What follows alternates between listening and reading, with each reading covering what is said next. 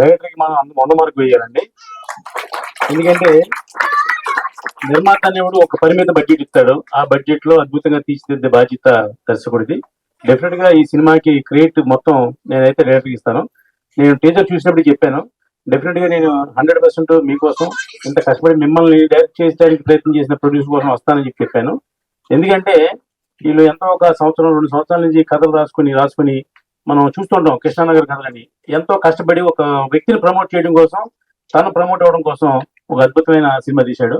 ఇది నేను చెప్పాను, ఇది ఇండివిజువల్ ఫిల్మ్, 1 hour ఫిల్మ్ ఎందుకు అనుకోవాలి. సినిమా థియేటర్ లో రిలీజ్ చేయడానికి మామూలుగా 1 hour ఇలా మన పిలిచి చూపించడానికి చాలా తేడా ఉందండి. థియేటర్ లో చూస్తే మన టికెట్ కొనుక్కుని చూస్తే ఆ ఫీలింగ్ డెఫినెట్ గా బాగుంటది. ఇప్పుడు వీళ్ళు పెట్టిన డబ్బు వెనక్కి రావాలంటే డెఫినెట్ గా మనకి మేజర్ ఆదాయం థియేటర్, ఆ తర్వాత ఓటీటీలు, తర్వాత మిగతా అన్ని కూడా. ఖచ్చితంగా ఈ సినిమాకి ఎక్స్టెన్షన్ పార్ట్ కోసమే మళ్ళీ కథలో మళ్ళీ ఇంకో హీరో దాచుంచారు. అది కూడా చేసి సెకండ్ హాఫ్ కూడా తయారు చేసి చక్కగా ఈ సినిమాని థియేటర్ లో డెఫినెట్ గా జనం ప్రేక్షకులు ఆదరిస్తారు.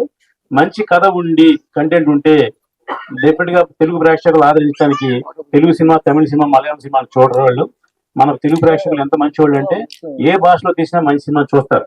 ఖచ్చితంగా మనకి ఎన్నో ఎవిడెన్స్ ఉన్నాయి.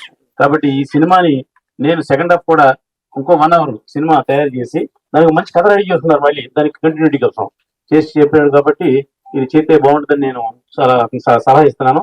ఇంకా సినిమా థియేటర్లో రిలీజ్ అవ్వడం చాలా కష్టం, ఆ 4 చేతులు థియేటర్లు ఉన్నాయని అంటారు. అవన్నీ ట్రాష్ అండి. మీ సినిమాలో దమ్ముంటే డిస్ట్రిబ్యూటర్ వస్తాడు, ఎగిరికి అందరూ వస్తారు.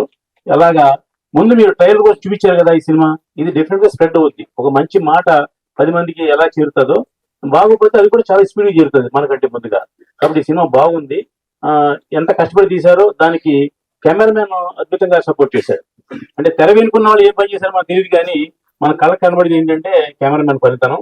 ఆయన చాలా అద్భుతంగా చేశాడు కెమెరామెన్ గారు. వీళ్ళందరికీ ఈ సినిమాతో బ్రైట్ ఫ్యూచర్ ఉంటుందండి. ఇప్పుడు ఇంతవరకు అసోసియేట్ గాను, కో డైరెక్టర్ గాను, లేకపోతే కో కెమెరామెన్ గా ఉన్న వాళ్ళందరూ కూడా డెఫినెట్ గా ఈ సినిమాతో ప్రమోషన్ అయ్యి 10 సినిమాలు డైరెక్ట్ చేసే అవకాశం, 10 సినిమాలు కెమెరామెన్ చేసే అవకాశం ఉంటది. అలాగే ప్రొడ్యూసర్ గారు, హీరో గారు చాలా బాగా చేశారు.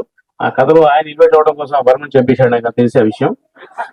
అది ఆయన స్వార్థం. అది డెఫినెట్ గా ఒక ఆపోజిట్ క్యారెక్టర్ ఈయనకంటే గొప్పగా ఉంటేనే ఈ క్యారెక్టర్ ఎలివేట్ అవుద్ది. అలాగే ఈ సినిమా కూడా ఈ క్యారెక్టర్ చాలా బాగా చేశాడు. డెఫినెట్ గా ఇక్కడైతే అమాయకులకి చిన్నపిల్లలు ఉన్నాడు, కానీ స్టేజ్ మీద అయినా మన స్క్రీన్ మీద మాత్రం అద్భుతంగా ఉన్నాడు.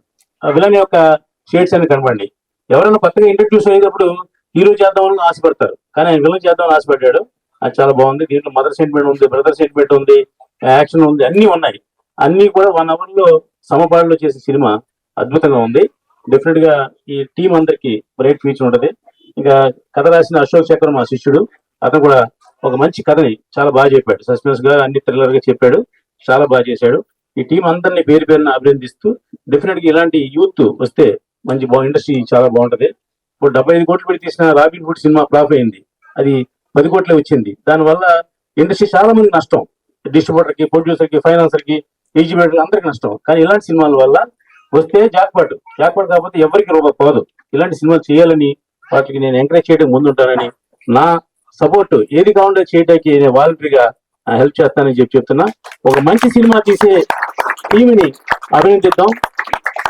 ఇది ఓటీటీలో పెడితే ఒక 100 రూపాయలు పెట్టి సినిమా చూడండి, థియేటర్లో పెడితే 150 పెట్టి సినిమా చూడండి. టీం అందరినీ ఎంకరేజ్ చేయండి. ఇలాంటి యూత్ వస్తే మళ్ళీ మంచి మంచి సినిమాలు వస్తాయి. ఆల్ ది బెస్ట్ అంటే టీం. ముఖ్యంగా 100 మార్కులు వేసిన డైరెక్టర్ మాత్రం నేను మరీ అభినందిస్తున్నా.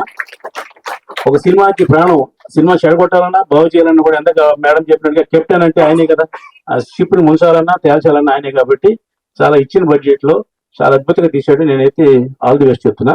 Thank you very much.